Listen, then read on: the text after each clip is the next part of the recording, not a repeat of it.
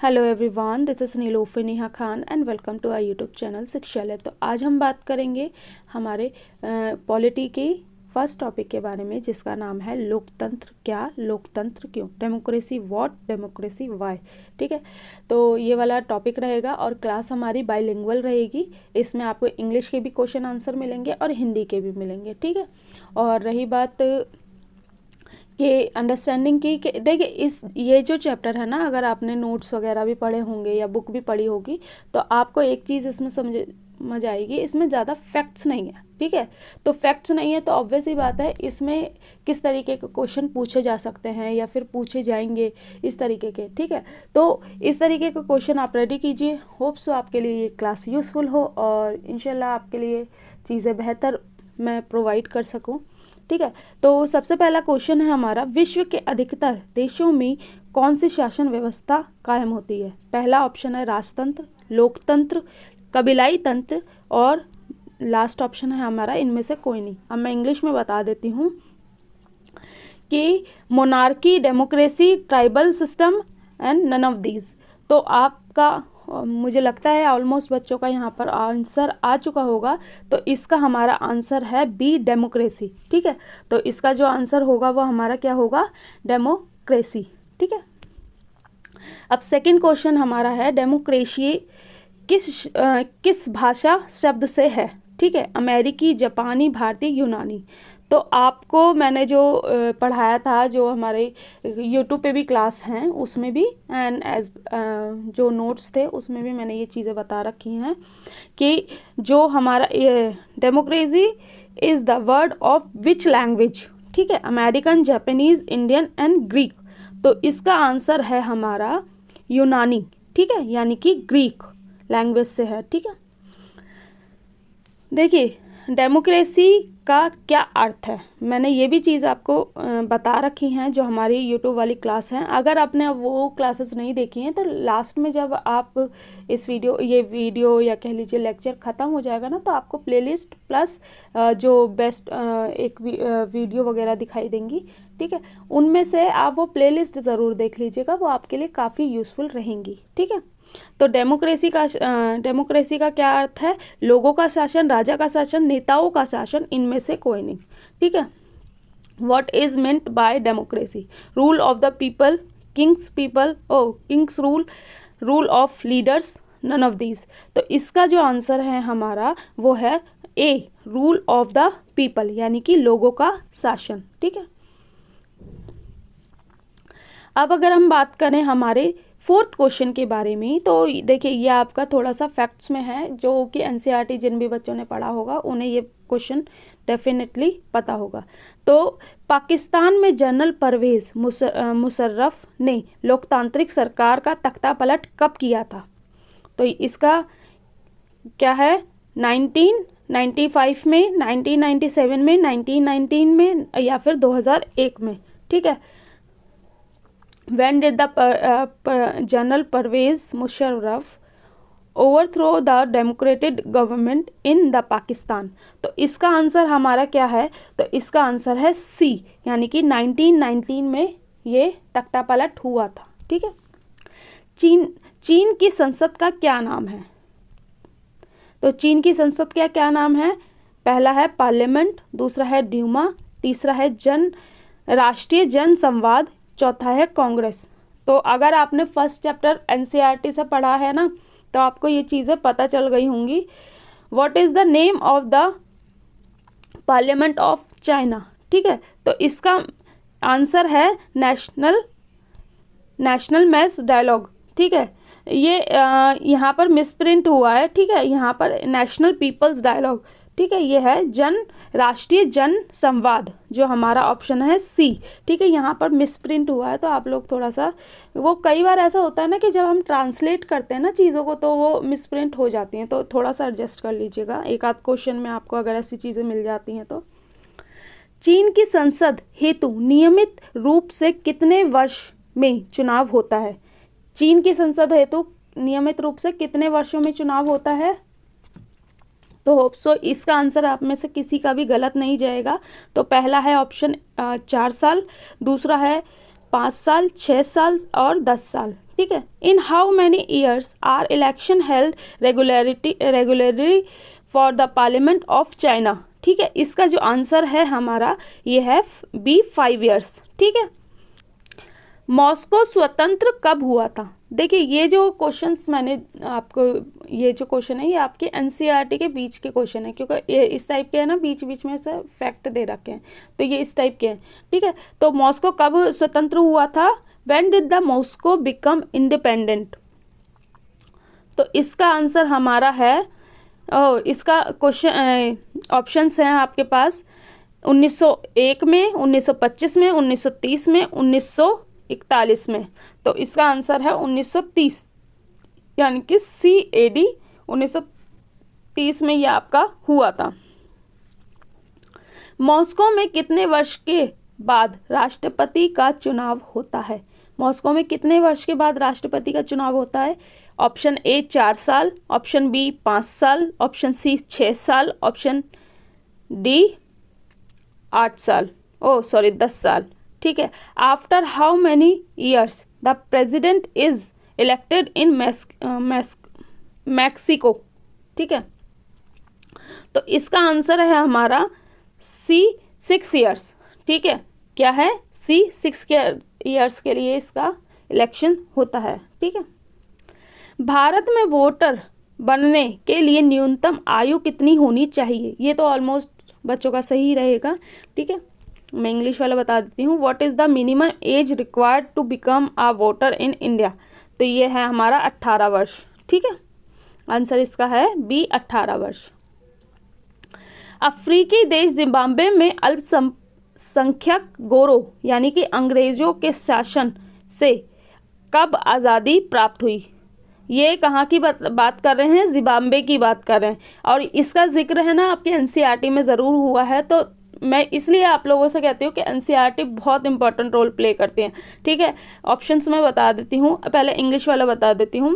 When did the African country Zimbabwe get independence from the minority white British rule? British rule से उन्होंने कब independence ली? तो इसका options हैं आपके 1947, 1971, 1980 और 91, ठीक है। तो इसका आंसर है हमारा सी 1980 AD, ठीक है। इनमें से कौन सी शासन प्रणाली ज़्यादा जवाबदेही वाला स्वरूप है? पहला है लोकतंत्र, दूसरा है राजतंत्र, तीसरा ऑप्शन है आपके ए और बी दोनों, ठीक है।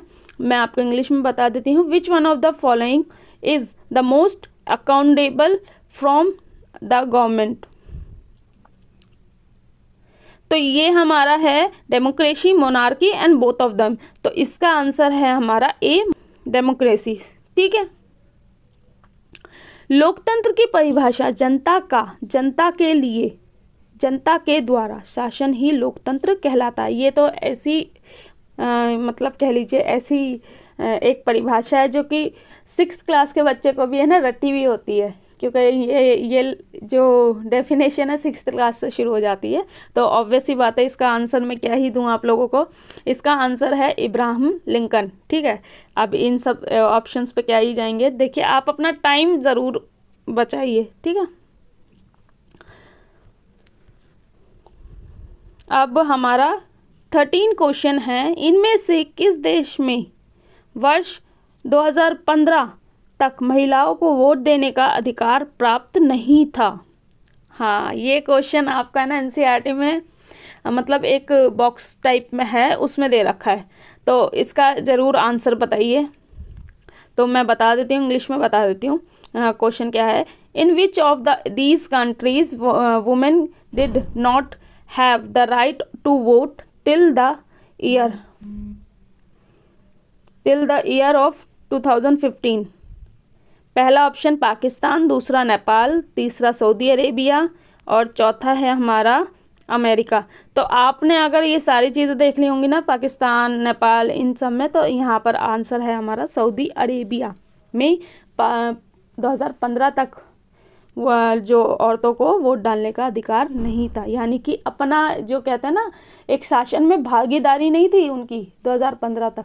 ठीक है, जो 14 क्वेश्चन है, भारत में लोकतंत्र के मंदिर का नाम क्या है।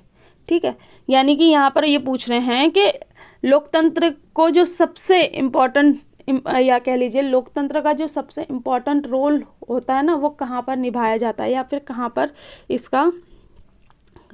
ठीक है, अब देखिए ये ट्रांसलेट किया है, तो what is the name of the temple of democracy in India. तो इसका आंसर है, पहले मैं आपको ऑप्शंस बता देती हूँ, parliament, legislative assembly, India Gate और रेड फोर्ट। तो ऑब्वियस सी बात है संसद है हमारा। ठीक है, तो इसका आंसर है हमारा संसद यानी कि पार्लियामेंट। इनमें से कौन सा देश है जहां चुनावों में स्थानीय लोगों की अपेक्षा भारतीय मूल के लोगों को महत्व अधिक मिलता है। अच्छा, ये देखिए कौन सा, ये सारे क्वेश्चन है ना आपके थोड़े जो एनसीईआरटी है ना उसके बीच बीच में इस तरीके के क्वेश्चन है। ठीक है, पहला ऑप्शन है भूटान, दूसरा है जिम्बाब्वे, तीसरा है श्रीलंका, चौथा है फिजी। तो विच of these is the country where people of India origin are more important in election than the local people। तो ऑप्शन है आपके पास भूटान, जिम्बाब्वे, श्रीलंका और फिजी। देखिए इसका जो आंसर है वो आपका है फिजी। ठीक है, डी ऑप्शन है इसका। अब यहाँ पर मैं आपको 16वां क्वेश्चन बता देती हूँ, इनमें से किस वर्ष चीन में भयंकर अकाल पड़ा था। अब अगर आपने सही से चीज़ें करी हैं तो ऑप्शन 1 है 1941 से 45 तक, 1949 से 52 तक, 1958 से 61 तक, 1971 से 74 तक। तो इसका जो ऑप्शन है मैं क्वेश्चन बता देती हूँ, in which of these years serve feminine in China. तो ये ऑप्शन तो मैंने आपको बता दिए, इसका आंसर है हमारा 1958 ठीक है से 61 तक। अब इसमें हम बात करें 17वें क्वेश्चन के बारे में। तो 17वां क्वेश्चन जो है हमारा, इनमें से कौन सा देश है जिसमें अब तक फौजी शासन या तानाशाही शासन नहीं आया। कौन सा ऐसा देश है जिसमें अभी तक ना तो कोई भी सैनिक शासन हुआ है और ना ही कोई तानाशाही शासन। तो पहला ऑप्शन है आपके पास पाकिस्तान, दूसरा है जिम्बाब्वे, तीसरा है मैक्सिको, चौथा है आपके पास इनमें नन ऑफ दीज। ठीक है, विच of these in the country which has not yet come under military rule और डिक्टेटरशिप। ठीक है, देखिए मैं इंग्लिश मीडियम वाले बच्चों को ये कहना चाहूँगी कि आप बस क्वेश्चन पे ध्यान दीजिए कि क्वेश्चन किस टाइप से, क्योंकि जब आप ट्रांसलेट करते हैं ना तो कुछ ना कुछ इश्यूज हो जाते हैं, लेकिन बस मैं ये कोशिश करती हूँ कि मैं आप लोगों को भी ना छोड़ूं। ठीक है, क्योंकि कई बार है ना चीज़ें मैनेज करने में टाइम लगता है। ठीक है, तो मैं कोशिश करती हूँ खुद को भी इम्प्रूव करूँ और अपनी चीज़ों को भी इम्प्रूव करूँ। तो प्लीज़ आप लोग ना थोड़ा सा एडजस्ट करते रहिएगा मेरे साथ। ठीक है, पहला ऑप्शन है पाकिस्तान, दूसरा है जिम्बाब्वे, यहाँ आपको आंसर ही दिख गया मैक्सिको, और नन ऑफ दिस। तो यहाँ पर आंसर है आपका मैक्सिको। ठीक है, और जो 18वां क्वेश्चन है हमारा, भारत में चुनाव का संचालन इनमें से कौन करता है। चुनाव का संचालन, अब आप चुनाव की बात हो रही है ना, तो यहाँ पर राष्ट्रपति करता है, प्रधानमंत्री करता है, चुनाव आयोग करता है या विधि मंत्री करता है। तो मैं इंग्लिश वाला भी बता देती हूँ, which of the following conducts election in India. तो इसमें क्या क्या है, प्रेसिडेंट, प्राइम मिनिस्टर और आपका इलेक्शन कमीशन और लॉ मिनिस्टर। तो यहाँ पर आंसर आपका है होगा सी, इलेक्शन कमीशन। ठीक है, यानी कि चुनाव आयोग। भारत में राष्ट्रपति का चुनाव कितने वर्ष के बाद होता है। राष्ट्रपति पूछा जा रहा है यहाँ पर, राष्ट्रपति का चुनाव कितने वर्ष के बाद होता है। तो ऑप्शन है 3 वर्ष के बाद, चौथा है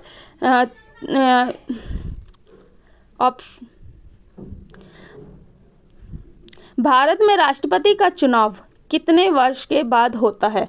ऑप्शन 1 3 साल, ऑप्शन 2 4 साल, ऑप्शन 3 5 साल और ऑप्शन 4 6 वर्ष।